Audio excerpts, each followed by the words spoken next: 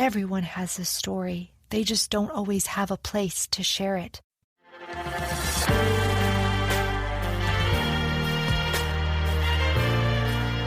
Welcome back. This is Jen Lee, creator and host of I Need Blue podcast, True Crime to True Life. As a survivor of armed robbery and abduction, I understand the trauma and triggers survivors experience. Knowing this, and through my powerful podcast, I offer survivors a safe place to share their lived experiences. Survivors need blue to feel they belong, they are loved, understood, and my favorite, empowered. Please note, I Need Blue does contain sensitive topics which could be triggering. Please seek help if needed, and remember, you always come first. I Need Blue episodes can be found on Apple Podcast, Spotify, and many listening platforms, including my website, www.ineedblue.net. There, you will find valuable resources, safety tips, my newly released book and ebook, Why I Survived by Jennifer Lee. I would like to thank Shar Good, the talented violinist who composed and performed this opening music. You can find information about Shar Good on my website. As always, thank you for listening. Let's begin today's episode. Lois Gibson is recorded in the Guinness Book of World Records as the world's most successful forensic artist. Her sketches have helped law enforcement identify more than 751 criminals. Wow!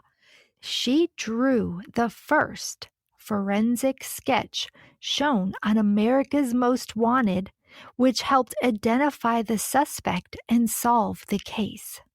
Today, we will discuss the traumatic event of her past, which led to her calling to catch criminals through forensic sketching. We will discuss crime avoidance tips, which, as the listeners know, is a passionate topic for me. We delve into why only a few states employ forensic artists and how you can become a forensic artist. Lois published a textbook, Forensic Art Essentials, a manual for law enforcement artists by Lois Gibson. I will include the Amazon link in the show notes. She also wrote Faces of Evil, Murderers, Kidnappers, Rapists, and the Forensic Artist Who Puts Them Behind Bars by Lois Gibson and Deanie Francis Mills. After decades of catching criminals, Lois has a new mission: to create a movement resulting in every police department employing a forensic artist. Lois, thank you for being my guest today, and welcome to the I Need Blue podcast. I'm so glad to be here. This is my place. I was nearly killed by a violent felon. It was a sexual assault. He strangled me almost to death, and I was too embarrassed to report it, and I was destroyed. And then I had a miracle from God 6 weeks after my attack, even though I couldn't report it. I saw him get arrested for another crime. I saw justice. And that's how I can stand to do what I do. I've drawn since I was tiny, and I'd done lots of portraits. After I got attacked, I had this intense desire to go back to the middle of the country. And then I got an art degree and went to the Riverwalk in San Antonio and did about 3,000 tourist portraits. They were realistic. They were not caricatures. They were really fine art portraits. After 3,000 portraits, that's a lot of practice. And if you're not very good, you don't get past the first or second one. I did 3,000 and moved to Houston. And I heard about all the crime. And I heard about a terrible rape. I was with my girlfriend, and we heard that a man had raped a dance instructor in front of her little 12-year-old students. And I thought I could draw a picture if all those little girls had seen him. My girlfriend. So I sent her to the gas station. I didn't go with her. She looked at the guy. She came back and described him. Then we both went back to the gas station. and it looked just like the man she had described. And I broke down crying at the gas pump because I knew if I could draw people I couldn't see from witnesses who had seen crimes, that I would catch people. And originally, I just wanted to catch a rapist. Just one person. I was dumb. I didn't think. And then when I did attach myself to the police department, they used me over and over. And now I'm in the Guinness Book of Records. I've helped catch more than 1,266 of some of the worst felons that walk the face of the earth. So this has been terrific therapy. That's amazing. And to kind of put things in perspective for people, for how long you've been doing this and your experience, how long ago did the rape occur? I was attacked in 1970. I was 20 years old. I've been doing this for 40 years at the Houston Police Department, and I've worked 5,089 cases. So I have hours where I draw a sketch of a woman that kidnaps a 10-hour-old baby with the mom that just gave birth and it's been kidnapped. And I did the sketch of the kidnapper. It looks like the kidnapper posed for it. So I drove home and I sat down and turned on the news and they said they got the baby back. And I saw the nurse that was in the hospital holding the baby and kissing it. Wow. So yeah, I've been doing it for 40 years. I've had 2 criminals that I sketched that when those criminals saw my sketch on TV, they turned themselves in. One guy raped a 10-year-old girl, and it wasn't very close, but he saw it and he turned himself in. And one guy killed a father, and my witness was 17-year-old going to work with his daddy at 5:30 in the morning, sees a man shoot him to death and then go through his pockets. That guy felt guilty because when he saw my sketch, and it wasn't the best I ever did, he called and turned himself in. But HPD took 7.5 years to give me a full-time job. 45 states do not have a forensic artist in the entire state. Forensic Art Essentials, I wrote that so even after my death, you can learn how to be a forensic artist. I dare you, artists, practice this with a friend. You can draw people you can't see. Get a friend to be your quote-unquote witness. Take a cell phone picture, hide the cell phone, don't cheat, and draw from someone's memory. I promise you right now, you will shock yourself how wonderful you are. Well, yeah, I wanna ask you because I know from my robbery, like, I was amazed afterwards how many things that I actually remembered. Even earlier that day, customers that had been in the store and yada, yada. But I'm curious, how much do you think for you was intuition? You had a talent, obviously, for drawing, but do you think you have a special intuition? First of all, everybody is psychic. I won't go into that. I'm positive. It's God, it's the Holy Ghost. Secondly, you don't have to have intuition. If you read my book, the answer to how you get it out of the witness is called sympathy, love. My attack, being nearly killed, helps me do this because I literally tell the witness, well, someone tried to kill me. And then they just relax because they know I know kind of sort of how they feel. And then if you feel sympathy, you say the right things, you ask the right things, you act the right way. It's just human love and the ability to draw. And it's always a wonderful thing for the witness. It's a soothing, therapeutic thing. You make it therapeutic. You have to make the person feel better. But Jen, you know that instinctively. You got to be just like a wonderful mama, and you got to love people. I mean, didn't you figure out when I got a little 4-year-old boy in Ulysses, Kansas, saw his mom and dad slashed to death the day he turned 4. He was a young 4-year-old. But I did a sketch, nevertheless, from his memory because I had the Steinberg catalog, Samantha Steinberg catalog. He picked out the features with his little baby finger, and I put together a sketch, turned it around. You do the sketch where the witness isn't looking from the catalog. And then you say, I'm going to change anything you want. I turned it around to this 4-year-old. And he got really mad because he goes, why did you draw that man? He was mad. But then after a second, everybody started crying because we realized we had a picture of the guy and they took it near the neighborhood and everybody pointed to a house. Go to the house, go to the house. They knocked on the door. A guy came to the door that looked like the sketch. He had the knife. He confessed there was blood on the knife. Bada bing, bada bing. Artists could be solving thousands of cases in this country. They are not being engaged. I think artists cannot sketch an identifiable image from a witness, but I'm absolutely positive after 40 years, artists can do it. I had an officer was shot in the head, shot in the back, and then after he laid unconscious, the shooter, who was an escaped convict, got back in his car and ran over him, drug him 65 feet. He walked back and called in his own assist. And I went to the hospital bed and he said, I didn't see anything. I didn't see his face. I only saw the flash of the gun. Future forensic artists, here's your number one trick. They all say they didn't see the face. Be nice, don't argue with them. And then say, wow, what kind of expression did they have? If they answer that question, they saw the face and you're going to get a sketch. And Paul, the officer that was shot, said, he looked like a shark. He looked like he didn't care about anything at all. I did the sketch.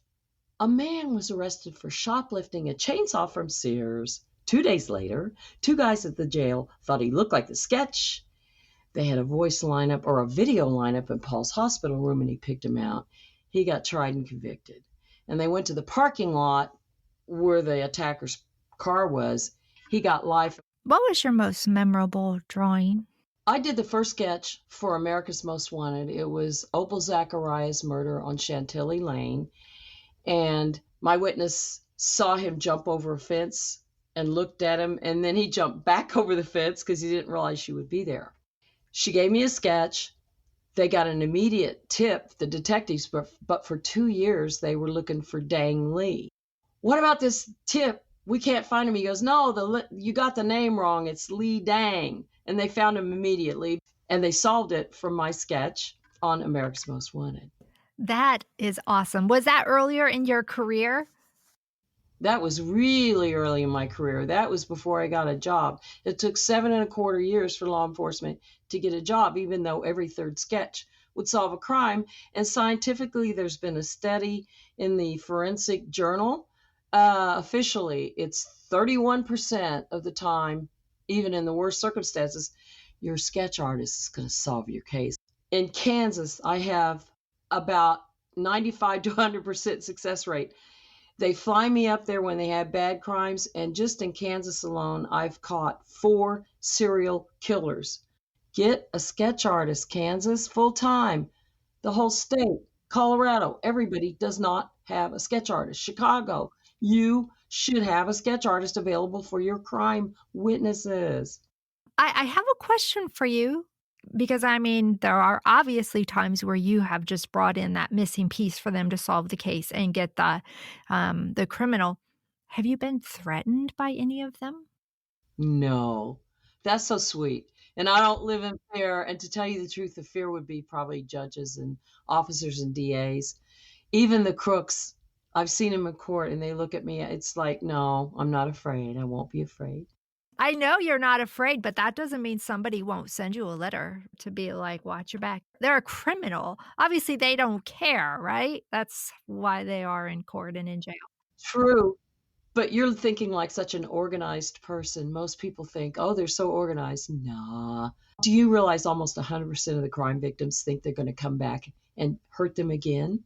But everybody, and I have my speech for them that no, they're not going to come back. But when I exercise and stuff, I carry a hidden weapon plus my knowledge. Girls, here's your tip to avoid crime. This will be universal. If you are alone in a parking lot or anywhere, sort of open public area, anywhere, and if you see a male, okay, I'm sorry, men, but 95% of violent crime is for men. So you're walking, you're a female, you see a man alone. All you have to do is look at the expression on their face. You will know if they are fixing to come up and jack you for your purse or your car, you will know. And it will stop him if you exhibit knowledge. You'll go, or whatever. So just look at the face. And if you think you need to, girl, get in that car real quick and take off, lock the door. You know what the routine, run back in the mall. Or if you're like Aunt Lois, maybe you have a little weapon surprise. But I've worked crime so much. I've worked so many murders. I have such an attitude. If someone comes up and I don't even have my weapon, I absolutely know how, with my large fingers, to take the eye out, one of his eyes out of his head and completely probably destroy him. I mean, I've worked too many murders. I'm ready. But girls, look at the expression of the face of people approaching you when you are alone, and you'll know what they're going to do. What other crime avoidance tips do you have? We had a little conversation about this, and it's definitely something that's important to our audience. I am my demographic, so it is the female for the most part. You're 18 to 55. Anybody can be a victim at any age, not to say, if you're not in that age group, you're not susceptible, but Well, here's the number one thing, and this is what you mess up on, people and guys too. Believe that a crime, yes, can happen to you. Believe it. Think about it. And when you hear crimes, run the scenario of what you might have done in that situation that could have saved your life. You hear the news every day, right? You read the newspaper, maybe not. Look at your phone, hear about a crime. You hear about them in parking lots. I already told you what to do. But literally run the scenario. You do it all the time anyway, then go a little further. You drive up and you don't leave your purse in your car, right? Okay, so you're trying to prevent crime. I was in Palm Springs walking with a friend, and a man was behind us, and he seemed so healthy. And he was walking around real powerful and athletic, and me and my friend were older. And I said, oops, I need to come over here and look at my eye. And I had him just get near me while this guy walked slowly past, so he was in front of us, and we were behind him. That was all I did. Use your instincts and gut instincts, whatever you want to call them, gut, quote unquote, the psychic things that people have told me about that saved their life. You have that gut instinct and follow it. Follow it. All kind of my victims, they said, man, I felt something before I walked in the door. And they didn't listen to it, and they walked in, they got attacked. Follow your gut instinct and believe it could be you. And that's how you keep it from being you being a victim of crime. right, don't dismiss it. And in my book, the third story is a similar situation. And I had met this individual, and the first time I met him, he left me with this feeling of something's not right, right? But I dismissed it because in my head I was like, oh, he's probably a really nice guy, and I don't want to be mean, and all of these other things. And I should not have done that, because then that just led to another situation, later on during that conference. But don't dismiss it. And there's nothing wrong to say to somebody, you're making me uncomfortable. Right. There's nothing wrong with that. And for me in that position, I didn't have that confidence. You had an instinct, but next time you'll be fine, right? Absolutely. And because of it, I live in a different world where I know things can happen. But even in that situation, knowing things can happen, I still dismissed it. I have been doing sketches for 4 years. Of course, before the sketches and everything, I got nearly strangled to death. Horrible, really near-death experience.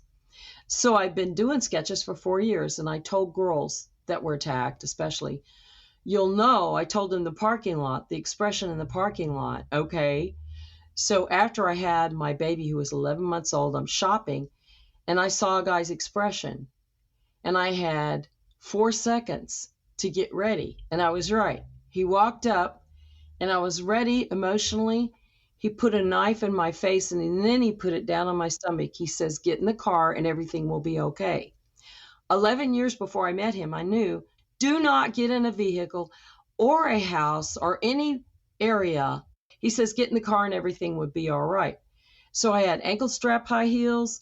It didn't matter. I twisted my arm. He had a hold of my wrist. I twisted away, and I ran, and he goes, don't run or I'll shoot you. So I kept running, and I ran a zigzag and ankle strap high heels. Try that. I got 30 people together, and I said, he's out there. He threatened me with a knife. And some woman said, well, you're not cut. Okay. Anyway, 30 people surrounded him. He went to court. He got convicted. They found the knife. He threw it in a ditch, etc. Be ready. Think it could happen to you. That makes you safer. And you better tell your baby kids, I'm sorry. Kids, here's my tip. Tell your babies. No adult should have to ask you for help. No adult, unless it's me, mom, papa, or me. No adult should ask you for help finding puppies or anything. If an adult asks you for help, that means run away, scream. Feel free to scream. What should you scream? I've told people, this is adults and children, for years. Finally, I had one really intelligent Asian woman do it, and she knew what to do. If you are in trouble, do not just scream, scream fire. Fire. Every single person will jump immediately because they think they could get burned. Firework goes, scream fire. A girl did that and she got 20 or 30 people. Don't do it if you're faking it, kids. No, no, no, no. You scream fire, everybody will jump and at least look at you to see if you're burning and they want to take a video, right? But anyway, Sadly, that is true. I never thought of that. We always talk about screaming, but wow, even me, as soon as you said fire, I came to a different alert level. it's a quickie. That means even people that move slow, they're going to go quick. And I'm serious, they're going to at least open the door and look. Please memorize that, everybody. If you really need help, you're going to get it. Also, I need to bring this up because I've worked so many crimes. Yes, I've had 4 people, they had to run out naked because they were being either armed robbed or raped or whatever. You will get help if you run out naked. You will. Embarrassment, I'm sorry about your embarrassment. Ooh. How about those extra pounds? Never mind. To save your own life, please, running naked works. As another safety tip, I don't care if you think your neighbors are tacky or I don't care, whatever it is. As a matter of safety, go over and knock on their door and go, as a matter of safety, Aunt Lois says, I need to meet you. This is what I look like. I see you. I'm over there. If you need help, run to my door and I'll help you. You should know what the neighbors look like. And you don't have to be friends. You just that's what they look like and meet them and understand at the very least when it's really bad, if it's life or death or armed robbery or whatever, you can run to them. If somebody comes in the front, I worked over 100 home invasion. If you hear people coming in the front, and you'll know if it's a breaking. Now, I don't know if you're going to have enough snap to do this. If they're coming in one way, go out the other way. Open a door, open a window, take your cell phone, hopefully. Naked, remember, that's okay. But get out. If they're going to come rob your house and you leave it, that means they have to stop robbing your house because they know you could be calling 911. And if they do rob, nothing in your home is worth you being killed. So get out the other way. Any feelings you have about gold, jewels, or anything in your house, appliances, vehicles, you care more about your life. Go out the other way and let them have it. Very true. Do you teach classes on this? It's very good. Well, because I've talked to over 5,000 people and they said, this happened, that happened, and this happened, I can't forget them. Now, I have a question. You've been doing this for so many years, and like you've said a few times now, just the homicide, the things that you've seen, the things that you've heard. How are you taking care of yourself, your well-being, your mental health? Because that's a lot of continual conversation and being involved in, those types of things. Good question. The Holy Ghost, were you to be like a Christian and you understand that that's going to comfort you. And I get special comfort. When I get a very bad call, I get extra comfort. And you feel like a welling up in your chest, like when you see your child do something that makes you proud. Or when you fall in love, you feel it in your chest. I got a call, a 9-year-old girl sees her mother hogtied, strangled to death, raped, and then he rapes the little girl. It's 3:30 in the morning. And the chief says, come on down. And I felt the welling up in my chest. I'm given special comfort by Heavenly Father. And then, of course, in the end, when they catch the person, they caught the person from that 9-year-old. I went and she was 9 years old and I did a sketch. And they just took the sketch to the next apartment complex down and the security guard pointed to a door and they knock on the door. And the guy says, no, he looks like the sketch. No, I was here all night. My girlfriend will tell you. Behind him is stacked all kind of stuff stolen from the murder scene. So I handle this because Heavenly Father made me to do this. And then I fell in love with somebody after I did thousands of portraits and moved to Houston. And then I was drawn to the police department and given the strength to fight the Houston Police Department. Fought me. They said, we don't need you. You need forensic artists. I'm positive. Go to Lois Gibson. I have a YouTube telling you how to get practices. If you do those practices, if you can draw real good and you think you got the inner strength, the inner toughness to stand this work, if you think you can do it, see that YouTube video. And if you go and say, hey, I'm going to draw somebody in front of you with you having somebody from your personnel be a witness, I promise you'll be able to do it. Convince them that they should at least try you on a freelance basis. If they tag $5,000 in City Hall, you charge $500 a case. In 10 cases, I promise you, in a smaller city, you at the very least will solve 3 cases. An artist, become a forensic artist. You want to draw and get the most fulfilling job, the most difficult job. If you think you have it, and it's just a simple drawing. Most people use graphite pencil. I use pastels on gray paper. It's a monochromatic. Understand, it's not full color. So you go quick, and you got to be able to erase it and change it when the witness says, and you got to have a witness tell you what to do and do exactly what they say, submit to their will. You can solve crimes. 45 states have no forensic artist. Call me. I want you out there. If you can draw anywhere, I will help you. Find me, loisgibson.com, and email me. I'll give you the hints. Buy my book, Forensic Art Essentials. I wrote Faces of Evil, and it's about my best cases that I help solve. Yeah.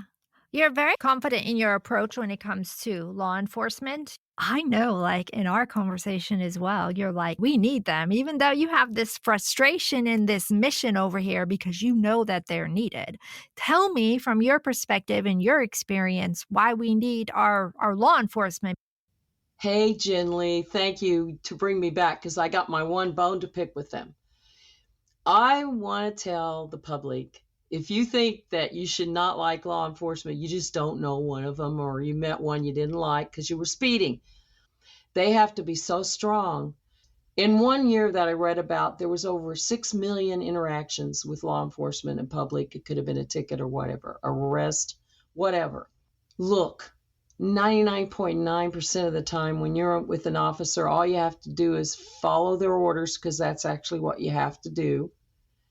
And you're fine. You are fine. I've seen homicide detectives work murder cases. I've seen them cry. I saw a detective with a case where a blind woman, 6.5 months pregnant, was raped. And we solved that. We solved that case, but they care so much. They are family people.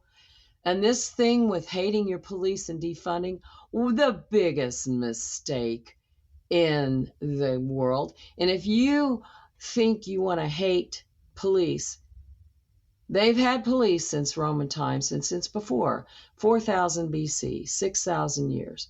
And before, we've always had to have police. If you want to hate and destroy your police, you want your civilization to die. And in areas where they have hated their police more, we see that their civilization is dying more than places where they love their police. But they're deeply spiritual, or they could not handle working crime, and they couldn't handle helping you with your problems.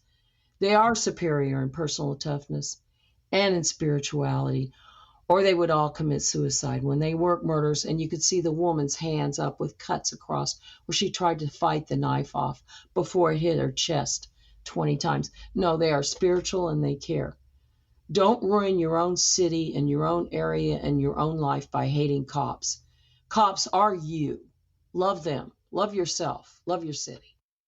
Thank you for sharing that. And it's also true. And, in all honesty, our first responders, even outside of law enforcement, their mental health is such a topic of urgency and importance because they do, just like you, they see things we can't possibly imagine, and they see it over and over and over and over again. Jen, we need the police. Just trust me if you don't understand. We need the police. If you read a book about Marxism and you want us to be Venezuela or whatever, and part of that is you have to destroy the police. How about we be Americans and love each other? You can show you love your community and yourself by being loving toward your officers.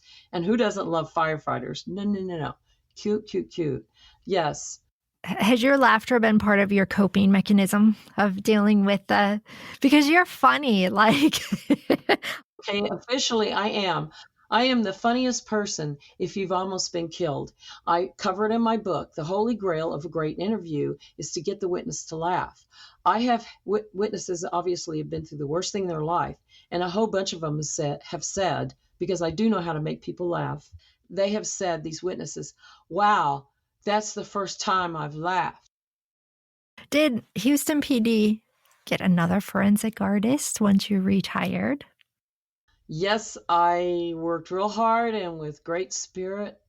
I have 4 artists installed at HPD, and they all took my class, and I love them, and I help them, give them hints, stuff. So you mentor. I mentored. Yes, I've mentored people all over the world.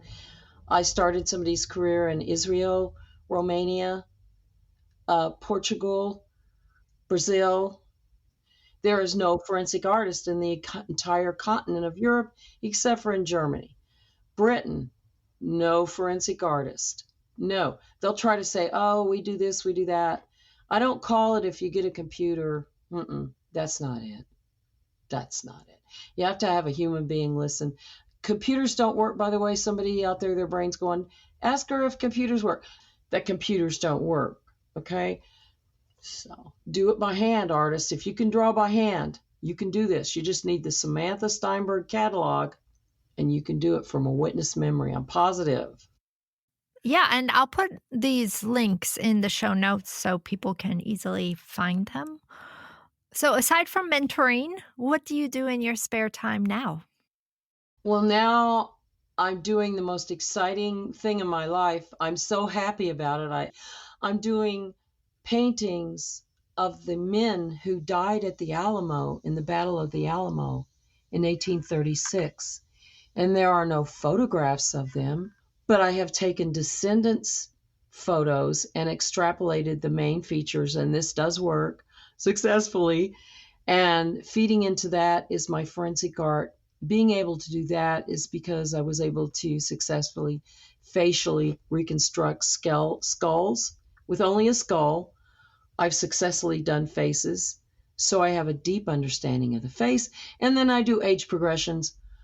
So I do age progression and facial reconstructions on skulls, rather. And because of that, I'm taking the descendants. I've done 4.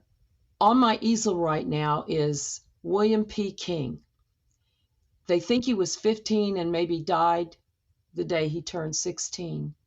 His uncle was there at the house, and Colonel Travis came by to pick up the uncle to fight in the Battle of the Alamo, and he volunteered to replace his uncle, William P. King.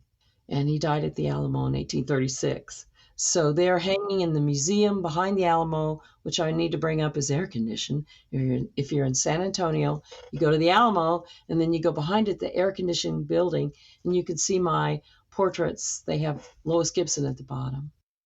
That's awesome. That is like so purposeful too, especially for their living relatives. Yes, the relatives, it brings them to tears. That's what I want. I'm a Pisces. I like emotion, and that means it looks like them. But I don't even have to ask you what makes you happy because, like you said, that emotion, bringing closure for people, because when you catch that criminal, that is part of their whole closing process, of course, and then they want justice, throughout the court system as well. So impactful. I think there are things forensic artists, the impacts they can have that they don't realize. It's not just sketching. I know, but how sad. I can't even allow myself to think about Chicago and all the crime they have, and they have 0 forensic artists to use. Get a forensic artist. I trained 2, and they used to use them, but they wouldn't use them on cases. They made them do other things. Law enforcement, believe in a forensic artist. If you have an artist and they have a catalog, the Steinberg catalog, you have someone that saw a face, put them in a room with that artist, and in about an hour, you're going to get an image of the person for whom you search. Use forensic artists. Vet them and let them get with your witnesses. First of all, it makes the witness feel terrific. It makes them feel better. It's another advocate. Yeah, it's a vessel that the witness gets to go, look, this is what they look like. Look, it's a beautiful union between the witness and the detective.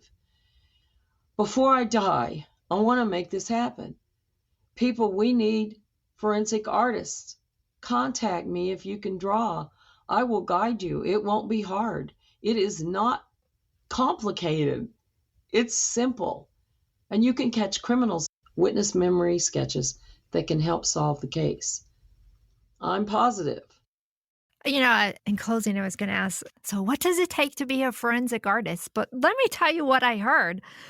It's quite fascinating. Empathy, like being able to get into knowing how they feel. And because of what you've been through, you get it. Making them laugh is so important to build that trust and kind of, like you said, some of them may not have laughed in a long time. And there is a level of assertiveness. We know your value, Lois, right? But to prove another forensic artist's value to a police department is kind of like the challenge that you're facing, and your mission is to break down that barrier. How is that going for you? Well, I've only started because I was so busy actually doing the job. I just don't know, but God has guided me, and I just honestly, this is when I'm throwing my hands up a little bit. I'm praying to God that he'll help me somehow. I may not accomplish this, but Heavenly Father, I pray, please open up minds to just one artist per jurisdiction. There's artists that can draw so well, and those sketches are just one face. It's just a quick sketch. I'll give you the courage. I have it in me to do that for you, and I want to. This is me being naive. Do they teach that in college or anything? Are there courses where you can learn that? No, they do not teach forensic art. Here's what to take in college. All kind of life drawing, just drawing human beings. That's all. Just draw human beings. And the best forensic artists didn't even go to college at all. Be a sympathetic person, draw people really well and really quickly. The best way to train yourself is to be a sidewalk artist like in New Orleans, or go to any place where there's foot traffic. And then you have to get a shill. Go, hey, let me just draw you for practice for $3 for the paper, or free. It doesn't matter. Sit them down, and everybody will stare when you start drawing. And they go, how much? And the shill's paying nothing, but you go, yeah, that'll be $80, 90, 50, whatever you want to say. So if you draw people live like that for money, it will force you to be fabulous.